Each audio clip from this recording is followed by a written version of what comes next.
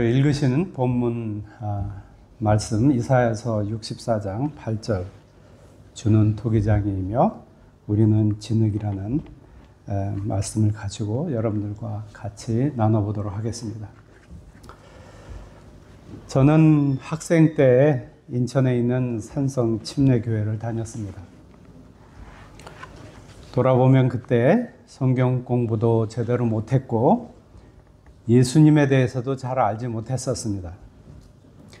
그런데 처음에 교회 갔을 때 저를 사로잡았던 그 한마디가 있습니다.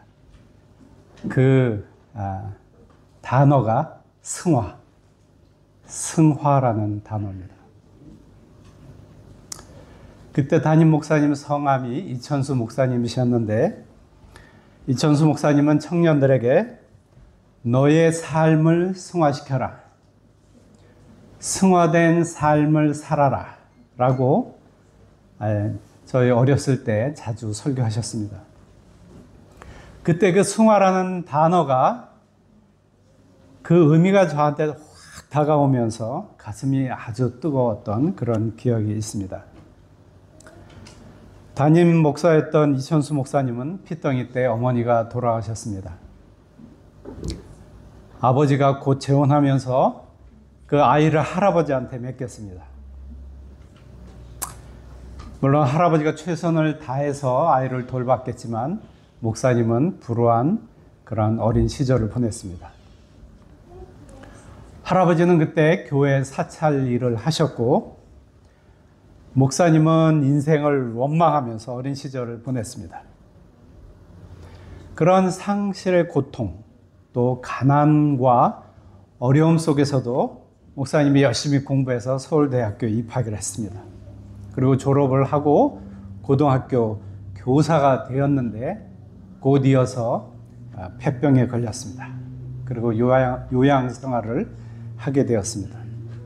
그때 목사님이 이렇게 기도했답니다. 주님, 제 병을 낫게 해주시면 제가 저의 삶을 주님께 드리겠습니다. 결국 폐를 하나 잘라내고 마침내 살아남아서 신학을 공부하고 목사가 되셨습니다.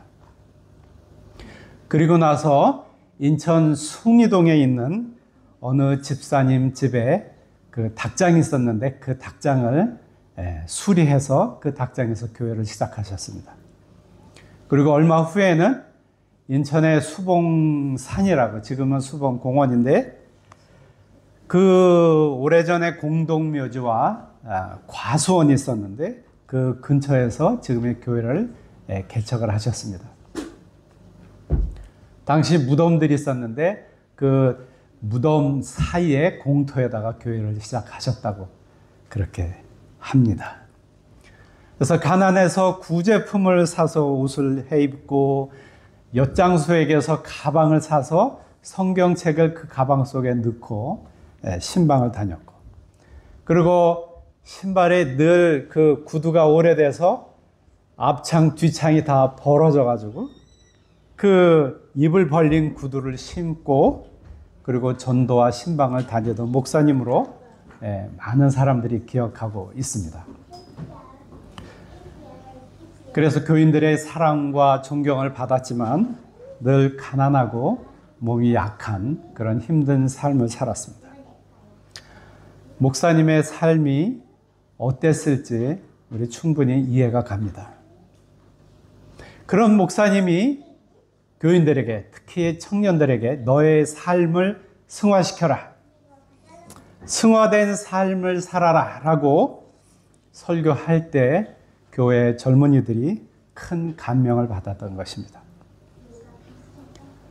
저도 그 목사님의 설교에 큰 은혜를 받은 학생들 중에 하나였습니다.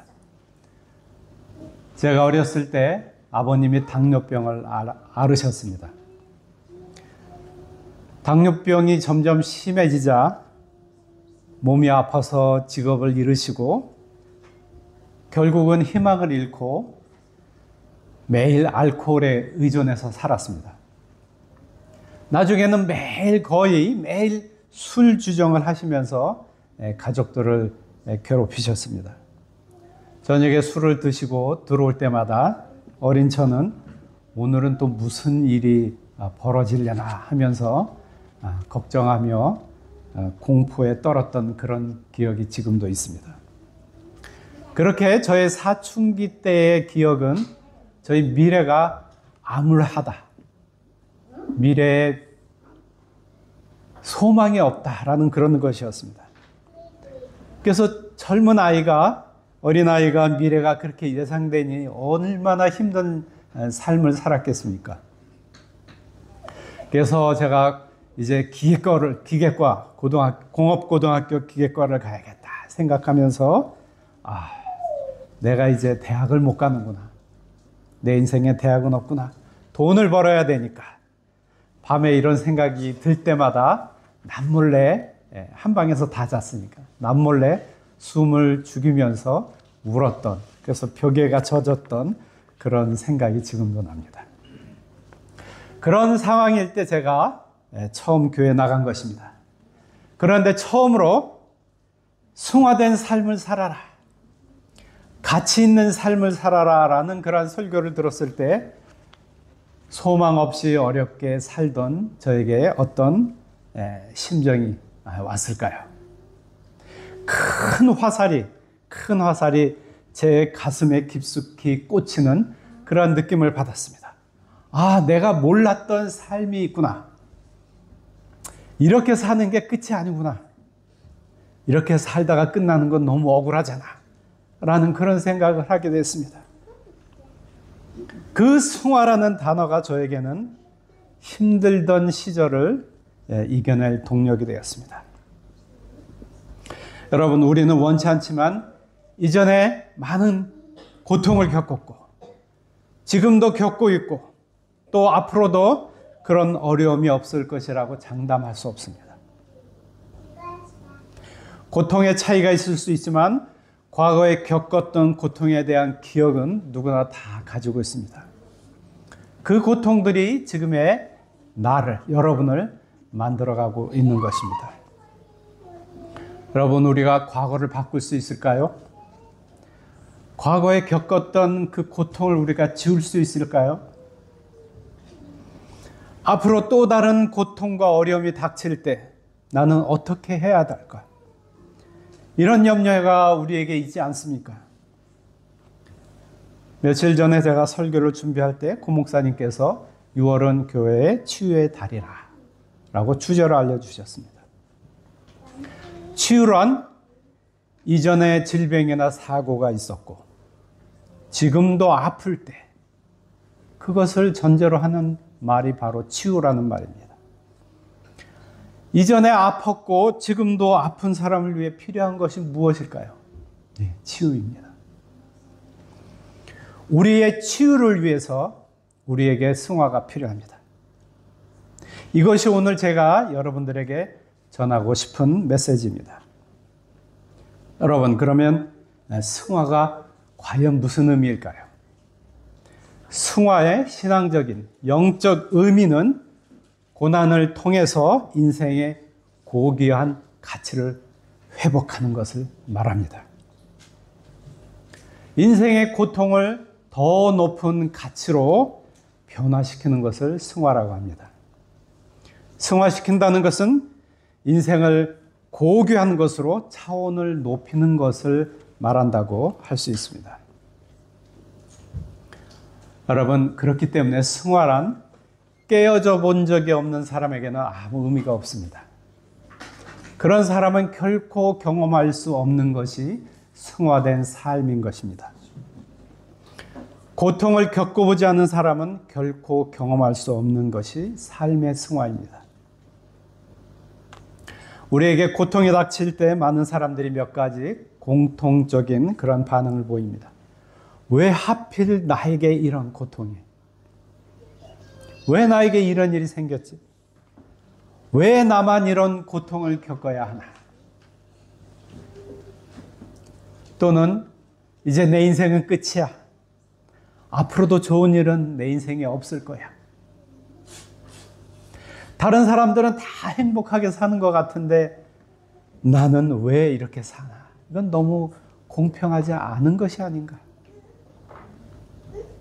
이렇게 부정적으로 반응을 합니다.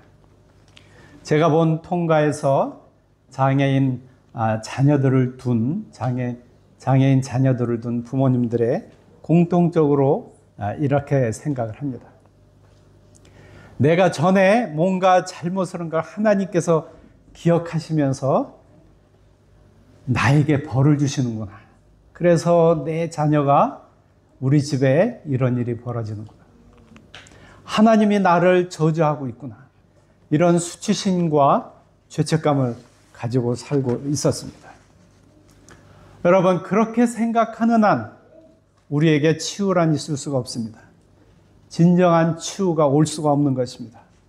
여러분, 수술이 완벽해서 흉터가 하나도 없다고 할지라도 그것은 진정한 치유가 아닙니다. 우리의 몸과 혼과 영은 서로 유기적으로 연결되어 있습니다. 그것은 또한 우리의 주변 환경과 긴밀한 관계를 가지고 있습니다. 특별히 우리의 영은 하나님과 연결이 되어 있습니다. 하나님은 우리의 창조주이시고 우리를 만드신 분입니다. 그러므로 진정한 치유란 하나님과 나의 관계를 바르게 정립할 때 오는 것입니다. 여러분 각자는 하나님을 어떤 분이라고 생각합니까? 하나님은 여러분 각자에게 어떤 분이십니까?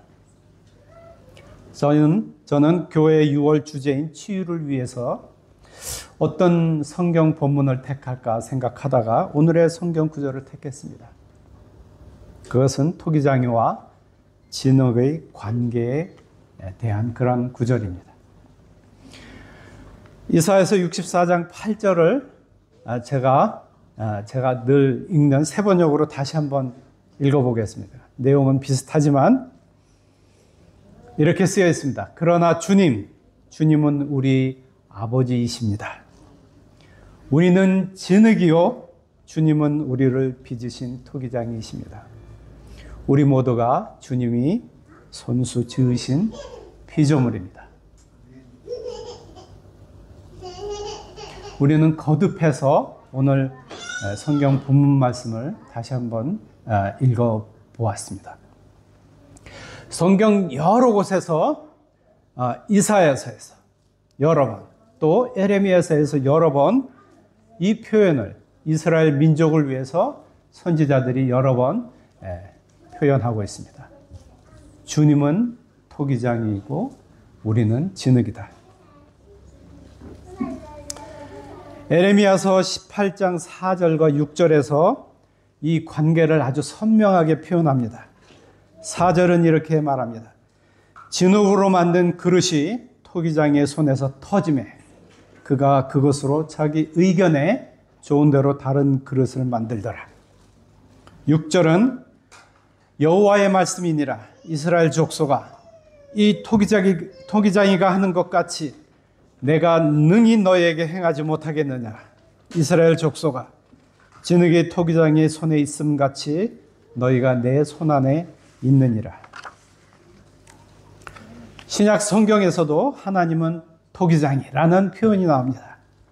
로마서 9장에 보면은 하나님의 주권을 강조하기 위해서 이 표현이 나옵니다. 바울은 로마서 9장 21절에서 말합니다. 토기장이가 진흙 한 덩어리로 하나는 귀히 쓸 그릇을 하나는 천히 쓸 그릇을 만들 권한이 없느냐.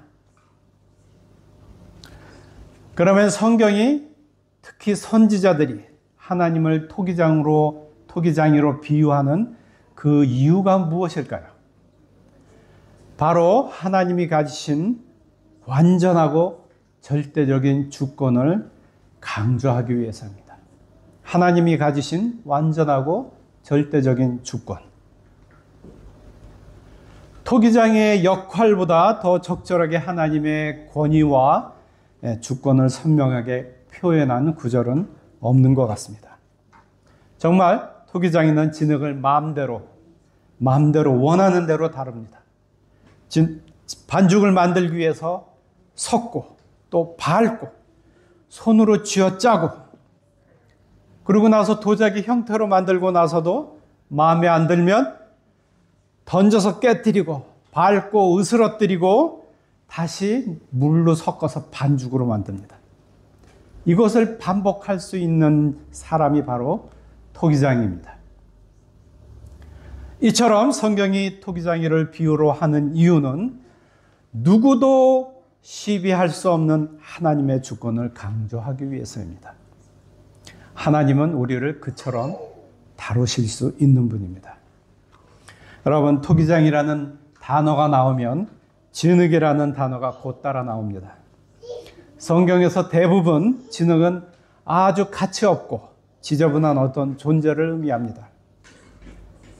그들을 진흙같이 쏟아 버렸다.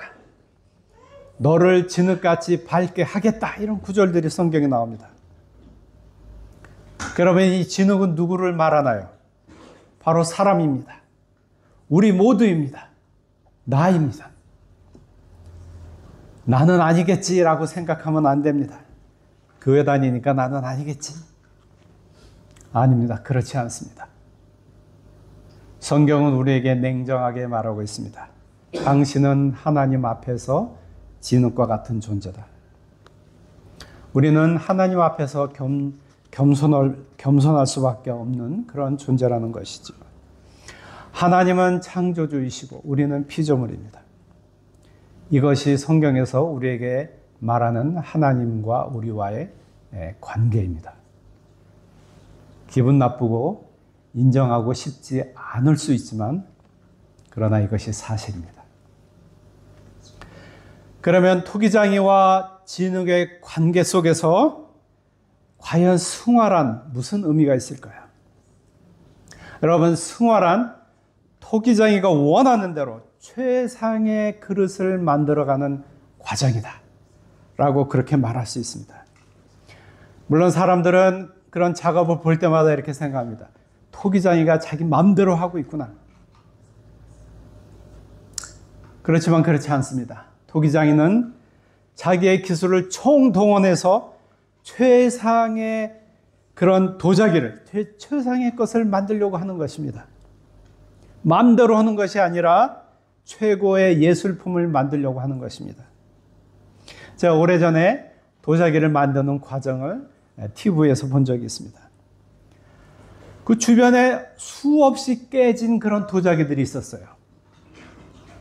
제가 볼 때는 아니 우리 눈에는 멀쩡한데 저 사람 왜 저렇게 자꾸 도자기를 깨트리나? 저 정도면 쓸만한데 왜 저렇게 깨트리나? 저는 그때 그 TV를 보면서 저 도공이 전 성격 그러니까 좀 이상한 사람인가 보다. 어떻게 저렇게 까다롭나 이런 생각까지 했었습니다. 그런데 그게 아니었어요. 최상의 예술적인 도자기를 만드는 과정은 그 자체가 그렇게 만든 것을 거듭거듭 깨뜨리는 과정과 동일한 것입니다. 실력이 없어서 도자기를 깨뜨리고 또 깨뜨리는 그런 것이 아닙니다. 최상의 것을 만들려고 그런 예술품이 나올 때까지, 최상의 작품이 나올 때까지 깨고 다시 만들고 깨고 다시 만드는 것입니다. 그러므로 많이 깨뜨린다는 것은 그만큼 최선의 것을 갈망하고 있다는 의미라고 생각할 수 있습니다. 우리는 진흙일 때 무참히 밟히고 눌리는 일이 반복됩니다. 간신히 도자기의 모습을 갖추었는데 그래도 계속해서 깨트리고 또 깨트립니다. 여러분이 진흙이며 도자기라면 여러분은 지금까지 그동안 얼마나 밟히고 깨트려졌습니까? 많은 깨어진 도자기, 그것이 바로 과거로부터 만들어지고 있는 우리의 모습이라고 할 수 있습니다. 누구나 그처럼 깨어진 과거의 모습을 여러분 속에 간직하고 있습니다. 여러 번 깨어진 후에 마침 도자기처럼 되었을 때, 번듯한 모양이 되었을 때 또 무엇이 기다리고 있을까요? 그 다음에는 견딜 수 없는 뜨거운 불길, 약 1200도에 달하는 뜨거운 불길 속에서 구워져야 됩니다. 그런 다음에야 마침내 최상의 도자기로 모습을 드러내게 되는 것입니다. 그것이 바로 승화된 우리의 모습이 아닐까요? 누가 이것을 합니까? 바로 하나님, 토기장이신 하나님이 그렇게 하십니다. 하나님은 그렇게 철저하게 그분이 가지신 주권을 행사하시는 분입니다. 우리가 그런 하나님의 손 안에 있습니다. 여러분은 그런 하나님과 그 토기장이신 하나님과 어떤 관계를 가지고 있습니까? 여러분 모두 이 찬송을 잘 아실 것입니다. 내 평생에 가는 길 순탄하여 늘 잔잔한 강 같든지 큰 풍파로 무섭고 어렵든지 나의 영혼은 늘 편하다. 내 영혼 평안해. 내 영혼 평안해. 이 찬송은 우리 찬송가 413장입니다. 이 찬송을 작사한 사람의 이름은 호라티우스 스페퍼드라는 거예요. 스페퍼드. 여러분 이 찬송시가 쓰여진 배경을 아마 여러분 많이 아실 것입니다. 스페퍼드는 1828년에 미국 뉴욕에서 태어났습니다. 그리고 당시 시카고에서 유능한 변호사, 성공한 변호사가 되었고 사람들에게 존경받는 신앙인으로 인정받고 있었습니다. 그는 그 당시 유명한 부흥사였던 D.L. 무디를 도와서 미국의 부흥 운동에도 크게 적극적으로 참여했습니다.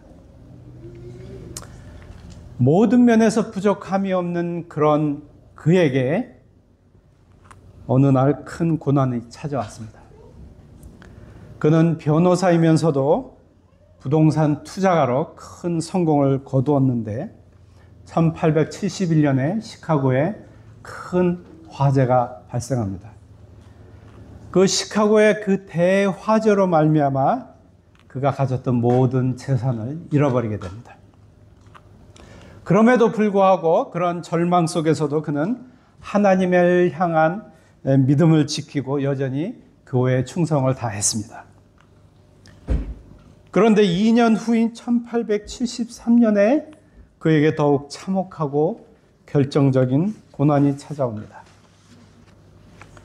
그때 온 가족이 유럽 여행을 계획했는데 그는 자기의 바쁜 업무 때문에 아내와 4딸을 배에 태워서 먼저 유럽에 보냈습니다. 그런데 가족을 태우고 대서양을 건너던 배가 침몰해서 그의 4딸들은 죽고 부인만 살아남게 되었습니다. 그가 큰 절망에 빠졌습니다. 그렇지만 그는 유럽에 남아있는 아내를 데려오기 위해서 배를 타고 대서양을 건너게 되었습니다. 그때 선장이 배가 침몰해서 그의 딸들이 죽었던 그 지점을 그에게 보여주었습니다. 그는 그 깊은 슬픔 속에서 이 찬송시를 썼습니다. 그리고 그것을 주님께 올려드렸습니다. 여러분, 이 찬송가의 내용은 극히 단순합니다.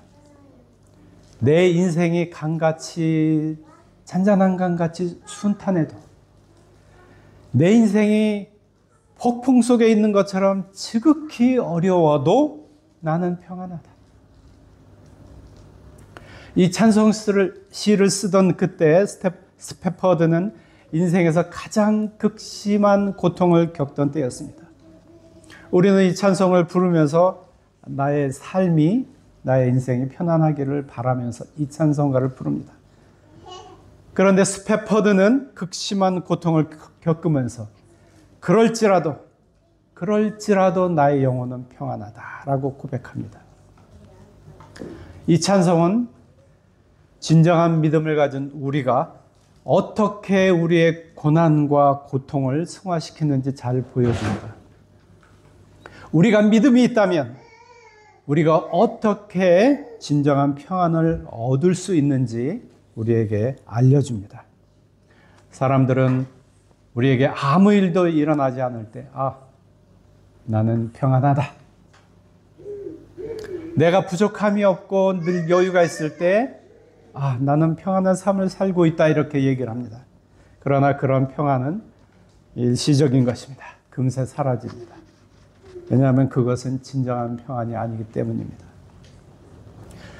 스페퍼드가 고백한 평안은 그런 것과는 전혀 다릅니다. 나를 둘러싼 환경이 아무리 어렵더라도, 내가 병마에 신음하더라도, 내가 극심한 고난을 겪고 있더라도, 내가 사망의 음침한 골짜기를 다닐지라도, 아무 잘못도 없는 어린 딸들이 대서양의 차가운 바닷속에서 죽어갔지만 그 아이들이 지금 누구와 함께 있는 것을 알기 때문에, 내가 확실히 알기 때문에 나는 평안하다라고 하는 것입니다. 그 주님이 우리의 목자이시니 내가 무엇을 더 두려워하랴, 나는 평안하다라는 것이 그의 고백입니다. 스페퍼드가 우리에게 보여준 것은 하나님의 주권에 대한 깊은 신뢰입니다. 하나님의 주권에 대한 깊은 신뢰. 그러한 깊은 신뢰가 스페퍼드에게 있었기 때문에 그는 극심한 고통 속에서도 나는 평안하다라고 고백할 수 있었던 것입니다. 하나님에 대한 전적인 신뢰가 있었기 때문에 그는 그의 고통을 승화시킬 수 있었던 것입니다. 실제로 스페퍼드는 그 후에도 예수님의 사랑을 전하는 삶을 살았습니다. 그는 그 후에 예루살렘으로 이주해서 선교 공동체를 섬기면서 유대인, 아랍인, 기독교인들을 두루 섬기다가 1888년에 하나님의 부르심을 받았습니다. 그가 살아있을 때 이렇게 고백했습니다. 상실의 바다 한가운데서도 믿음은 가라앉지 않는다. 믿음은 찬송이 된다. 이 얼마나 본받을 만한 굳고 깊은 그러한 믿음입니까? 예수님은 우리가 이 세상에서 편안하게 살라고, 그렇게 살라고 십자가에서 돌아가신 것이 아닙니다. 돈 많이 벌고 평안하고 행복하게 살라고 예수님께서 십자가에서 돌아가신 것이 아닙니다. 그분께서 죽으신 목적은 그것보다 훨씬 크고 깊습니다. 그분은 우리가 천국에 가기 전에 그리스도와 같은 모습으로 변화되기를 원하십니다. 우리를 향한 그분의 계획은 정말 아름답습니다. 그것이야말로 진정 우리를 위한 계획이며 참다운 사랑의 표현입니다. 에베소서 4장 13절은 말합니다. 그리하여 우리 모두가 하나님의 아들을 믿는 일과 아는 일에 하나가 되고 온전한 사람이 되어 그리스도의 충만하심의 경지에까지 다다르게 됩니다. 바울은 우리가 예수님의 충만하심의 경지에 이를 것을 권면합니다. 그는 15절에 계속 말합니다. 우리는 사랑으로 진리를 말하며 살면서 모든 면에서 자라나서 머리가 되시는 그리스도에게까지 다다라야 합니다. 하나님의 아들의 모습을 담는다는 것은 우리에게 큰 특권입니다. 그것이 진정한 승화입니다. 가장 가치 있는 인생을 사는 것입니다. 저는 여러분에게 권면합니다. 참된 믿음을 가지려 애씁시다. 진정한 믿음, 참된 믿음은 우리의 인생이 하나님의 계획 안에 있음을 인정하는 것입니다.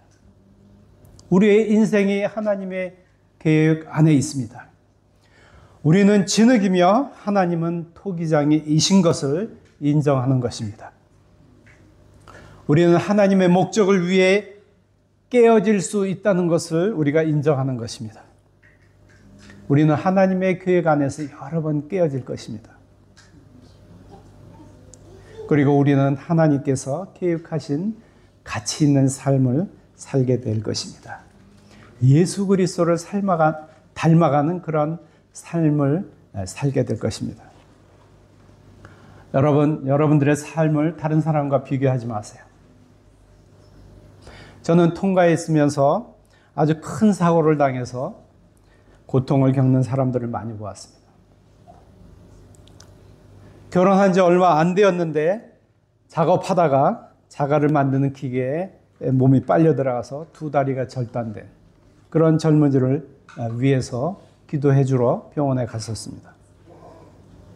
저와 아내가 그의 병실에 누워있는 그 침대에 누워있는 그를 보고 정말 참담해서 너무 가슴이 아프고 그래서 간절한 기도를 드렸던 그런 기억이 납니다. 그런데 감사하게도 그는 그 절망을 믿음으로 극복하고 통가의 장애인 배드민턴 선수가 되었습니다. 그가 휠체어에 앉아서 밝은 얼굴로 어린이들에게 배드민턴을 가르치는 모습을 보면서 얼마나 하나님께 감사를 드렸는지 모릅니다. 또 통가에 앞길이 창창한 국가대표 럭비 선수가 있었습니다. 어느 날 연습을 하는데 순식간에 자동차가 그를 덮쳐서 그는 전신마비 장애인이 되었습니다. 치료가 끝났지만 그는 목 아래 전부 마비되어서 침대에 누워 있을 수밖에 없었습니다. 그는 목과 손가락 몇 개 정도 움직이지 못했습니다. 몇 개만 움직일 수 있을 정도였습니다. 그런데 그가 신학을 공부하고 싶다고 말을 해서 우리는 하나님의 인도하심에 큰 감사를 올려드렸습니다. 그는 신학을 해서 목사가 되어서 같은 처지에 있는 통가의 장애인들에게 복음을 전하면서 격려해 주기를 원했던 것입니다. 그가 우리 센터에서 멀리 살았기 때문에 저희가 시간이 날 때마다 그를 방문해서 격려를 했습니다. 제가 신학 강의를 녹화해서 그에게 가져다 주면은 그는 그것을 열심히 보고 공부를 했습니다. 그리고 마침내 공식적으로 전도사로 인정을 받게 되었습니다. 그는 비록 침대에 누워 있어야 했지만 그는 그의 장애를 주님께서 원하시는 차원으로 승화시켰습니다. 우리가 사고를 당하여 두 다리를 잃었어도 우리는 좌절하지 않습니다. 왜냐하면 하나님께서 여전히 우리를 위한 계획을 가지고 계시기 때문입니다. 우리가 비록 병에 걸려서 한쪽 몸을 쓰지 못하게 되더라도 우리는 실망하지 않습니다. 왜냐하면 하나님께서 여전히 우리를 위한 계획을 가지고 계시기 때문입니다. 나를 지으신 하나님은 나를 위한 선한 계획을 가지고 계십니다.